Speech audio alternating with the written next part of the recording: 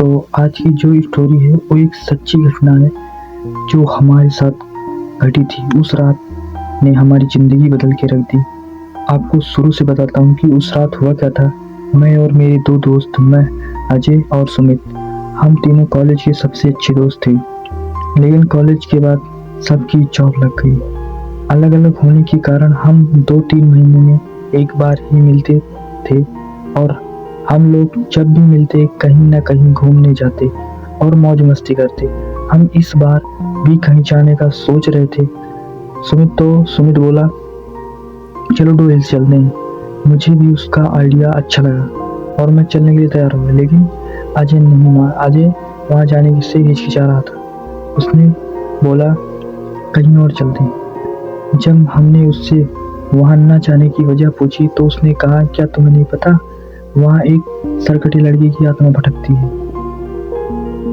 उसकी बात सुनकर हमें हंसी आ गई और मैंने कहा आत्मा कुछ नहीं होती, ये सब बस लोगों की मनगढ़ंत कहानियां हैं। बहुत समझाने के बाद वो चलने के लिए मान गया।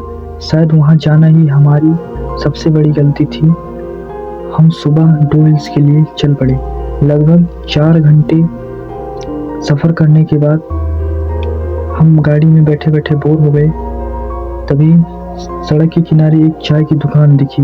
हमने चाय पीने के लिए गाड़ी को रोका। हम तीनों गाड़ी से उतरकर दुकान की तरफ बढ़ने लगे। मैंने दुकानदार से 3 चाय लाने को बोला। हम चाय पीते हुए डू हिल्स की बात कर रहे थे। तभी बूढ़ा दुकानदार बोला डू हिल्स जा रहे हो क्या बेटा? जैसे ही मैंने हाँ कहा उसके चेहरे पे अजीब सा डर छा गया। वो फिर से अपनी कांपती हुई आवाज में बोला बेटा वहाँ मत जाओ। सुमित बूढ़े की आवाज सुनकर हंसने लगा। मैंने उसे चुप रहने को कहा और बूढ़े काका से क्या हुआ, वहाँ क्या है, ऐसा पूछा। बूढ़े ने पहले साफ साफ बताने से मना कर दिया, लेकिन बार बार कहने पर उसने बताया वहाँ सरकटे लड़की की आत्मा भटकती है, वहाँ जाने वाले किसी को नहीं छोड़ती। उसकी बातें सुनकर मुझे भी हंसी आ रही थी। हमने चाय खत्म की और गाड़ी में बैठकर जाने वाले ही थे कि बूढ़ा दुकानदार बोला उस स्कूल में मत जाना। मैंने उसकी बात को नज़रअंदाज करते हुए सुमित को चलने के लिए कहा। हम शाम होते होते डू हिल्स पहुँच तो गए, लेकिन हमें होटल तक जाने के लिए जंगल से होते हुए जाना था। धीरे धीरे अंधेरा घना होता जा रहा था और जंगल में एकदम सन्नाटा पसरा हुआ था। और हम उससे बूढ़े काका की बात हमें और डरा रही थी। हमने जंगल के रास्ते से जाने का फैसला किया। सुमित को गाड़ी स्टार्ट करने के लिए कहा।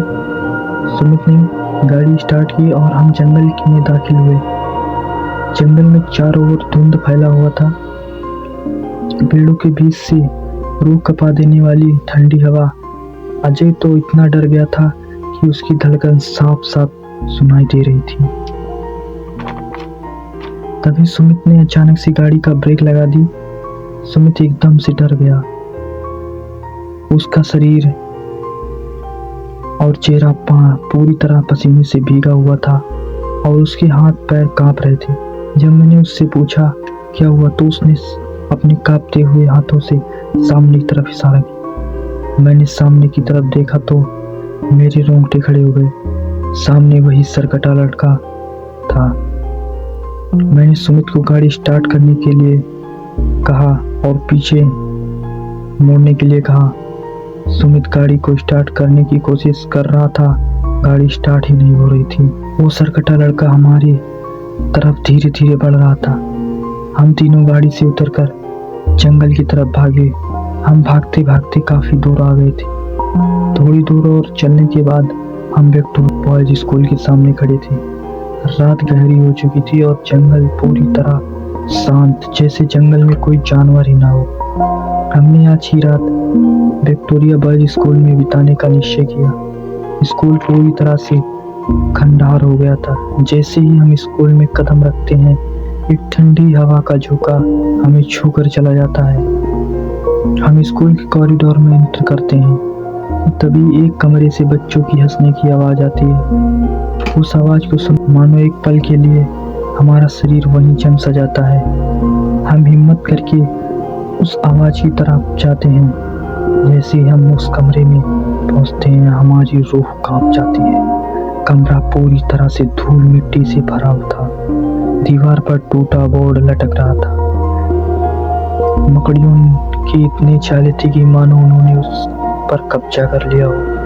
हम बिना एक सेकंड की भी देर करते हुए स्कूल से बाहर आ जाते हैं। हम स्कूल के बाहर आते ही हैं कि तभी अजय अपनी कांपती हुई आवाज में हमें सामने देखने के लिए कहता है। हम जैसे ही सामने देखते हैं, मानो हमारी आत्मा हमारे शरीर से बाहर हो गई। सामने वही सड़कटा लड़का अपने सर को हाथ में लिए खड़ा था। वो लड़का धीरे धीरे ही हमारी तरफ ही बढ़ रहा था। हम उससे बचने के लिए जंगल की तरफ भागे। हमें पता ही नहीं था कि हम जंगल की और अंदर जा रहे हैं या बाहर। हम स्कूल से तो बहुत दूर आ चुके थे।